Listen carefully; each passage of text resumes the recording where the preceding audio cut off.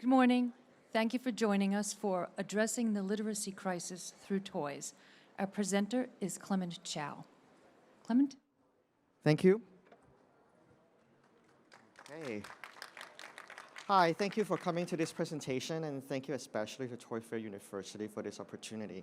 This is actually my first time at Toy Fair, and I'm already on stage, so I'm quite excited. So my name is Dr. Clement Chau, and I'm the Vice President of Learning at Leapfrog and VTech. I'm honored today to have an opportunity to talk to you about this very important topic of literacy in the US and what we can do as a toy industry. So I'm going to begin my presentation with a very short introduction to the topic about the literacy crisis, and then what we're doing at Leapfrog to address this issue, as well as some parting thoughts on what we can do as a whole as an industry. So let's begin. Okay. So recent data indicates that students are really struggling with reading in school. We're seeing the largest decline of reading scores in 30 years. Only about 37% of high school seniors are meeting reading proficiency. But this is not just a high school instruction problem. Data from 2020, national data, saw that 2 in 3 fourth graders are reading below grade level. So this is very alarming for sure. There are many conversations around school curricula, around the lack of funding and resources, and even the impact of social media and new media on children's reading. But we can even trace farther back, really, into early child development, where the disparity between the disparity in literacy preparedness is really beginning at as young as 3 years old. Research from almost a decade ago, over a decade ago, points to something called a 30 million word gap between the wealthiest and the poorest families. While there are some debates around the exact statistics and the tone of this report, what we can all agree on is that there are varying levels of language use at home between children across different socioeconomic backgrounds. And creating a language-rich environment for child development is crucial. So today we're going to talk a little bit about this, what we can do to provide ingredients for creating a language-rich environment. So I'm speaking on behalf of Leapfrog today, which is a subsidiary of VTech. The two companies had different origins, but we share a common vision of the potential of electronic toys in helping kids to learn, to educate, and to entertain. From the beginning of VTech, Lesson 1 in the 1980s and Leapfrog's phonics desk in the 1990s to today's wide portfolio of products and devices, we delight kids with products that educate them, make learning moments more fun, and feel more like play than lessons. Leapfrog especially has a long history of learn-to-read products. With our recent integration into Leapfrog, into the VTech umbrella, we're able to leverage VTech's capacity in manufacturing innovation, combining with Leapfrog's expertise in curriculum and design. We're able to create an even wider array of products and devices for kids and families.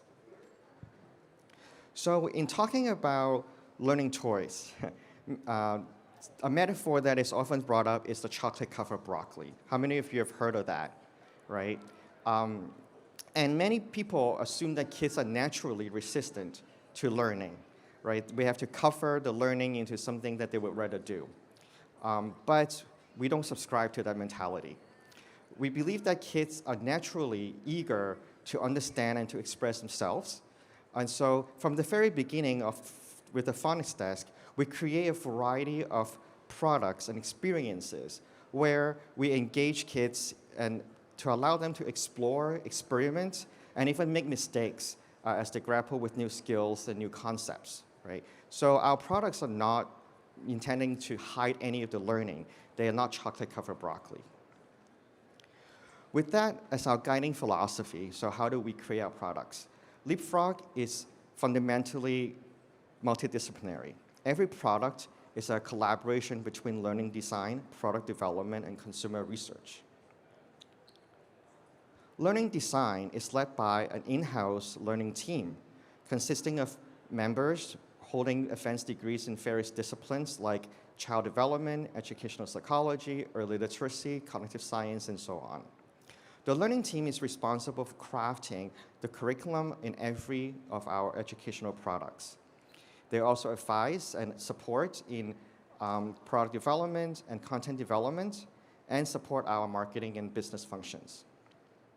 The learning team is also responsible for maintaining our curricular scope and sequence, which guides all of our product development.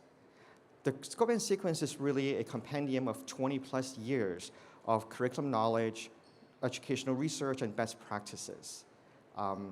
As the keeper of this resource, the learning team also continuously updates and refine this document or this resource to reflect the latest research, innovation, and trends in teaching. Of course, we acknowledge our capacity is limited, so we partner with external members like teachers in the field, subject matter experts, consultants, and researchers to help us refine and improve our curriculum and our designs. When it comes to product development, we always begin with identifying a set of learning objectives drawn from our scope and sequence. Then we explore different play patterns and age-appropriate designs that support those objectives. We work with our industrial and our product designers to turn ideas and concepts into tangible objects that we can include features and mechanisms. For Leapfrog, music, voice, graphics, visuals are especially important in our electronic toys. So here you see a member of the learning team sitting side by side with audio director in a recording session for a toy to ensure that the audio recorded is age appropriate and articulation is proper. Of course, we cannot make toys in a vacuum of the end users. So we have an in-house kit lab where we can bring in kids and families to test our prototypes, to trial our concepts, and just openly observe how they react to our designs.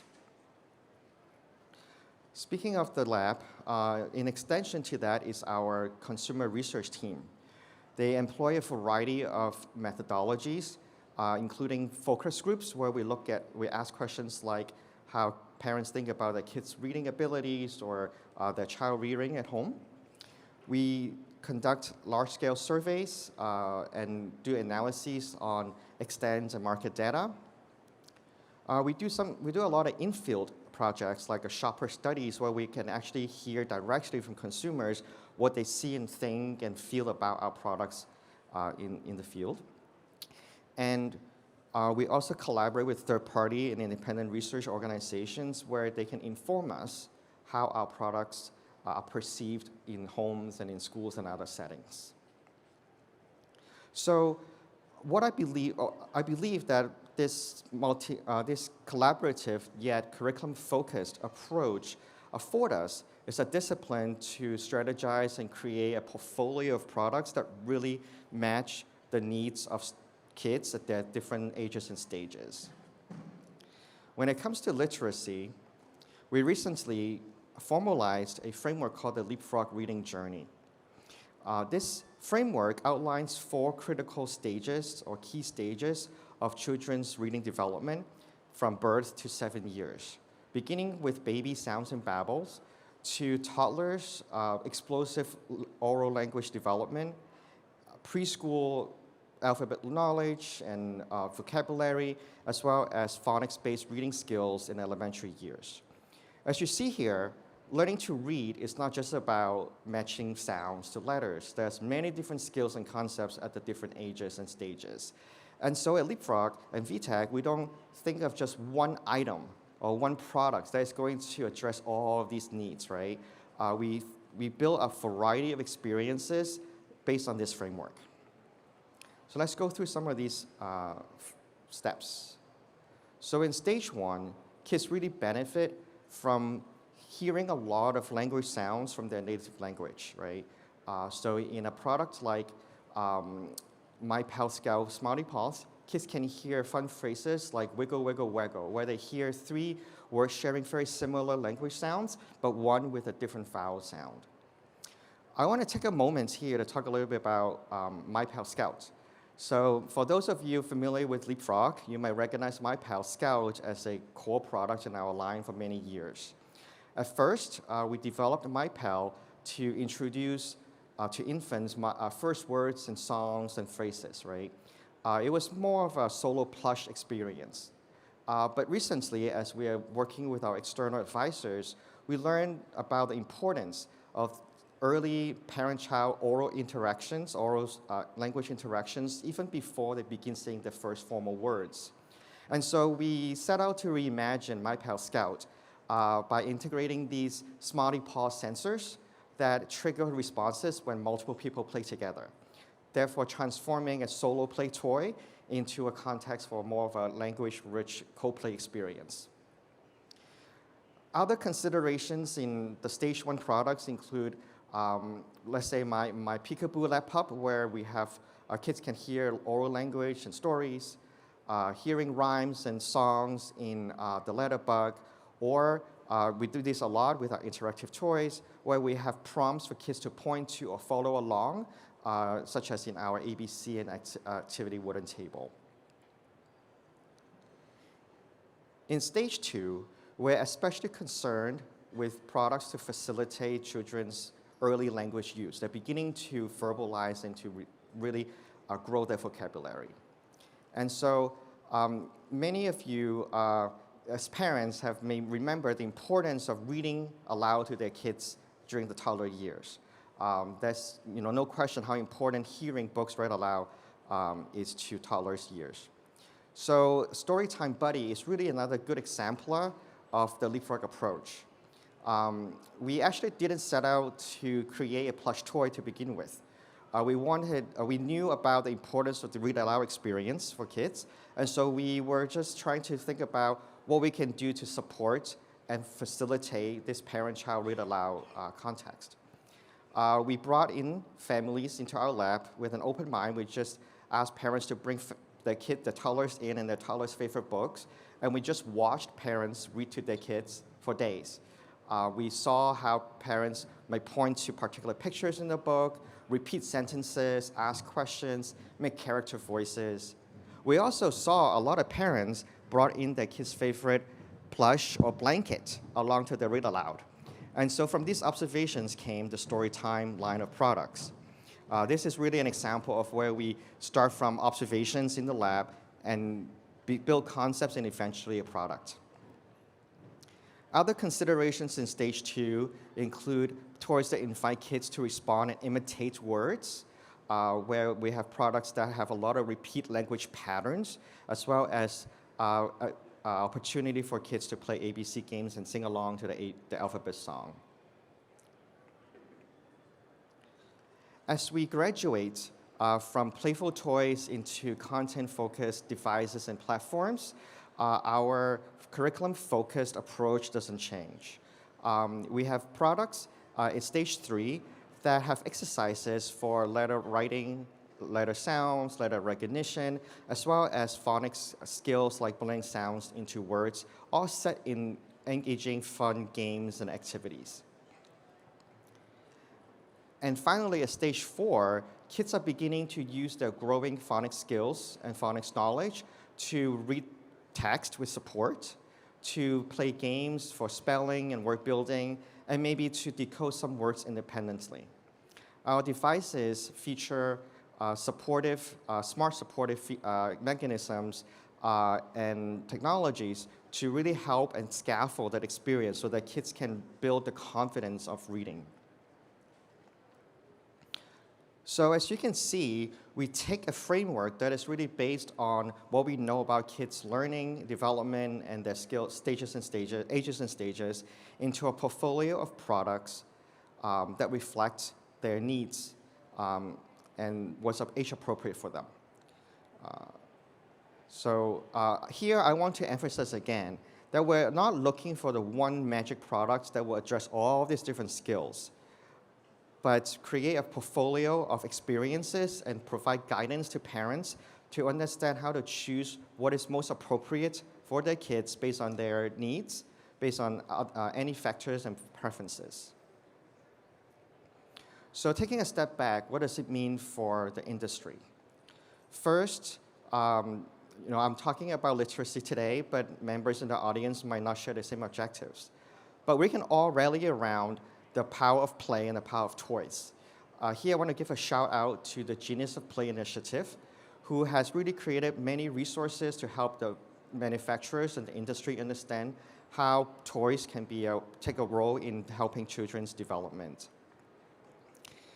Second, I think that we can collectively promote all kinds of play, right? Your company might be making certain types of toys, but it's not about digital play versus active play or social play versus solo creative play. All kinds of play are part of a balanced play diet. Third, I want to encourage the industry to continue to explore academic industry partnerships. There are many organizations and labs now that are looking specifically at the intersection of play, toys, and learning. We can learn a lot from them. While at Leapfrog, we integrate a learning team into the development process. Every company can find what works best for them. But the key is really to foster and nurture collaborative innovation to push the industry forward. So finally, what's next for Leapfrog?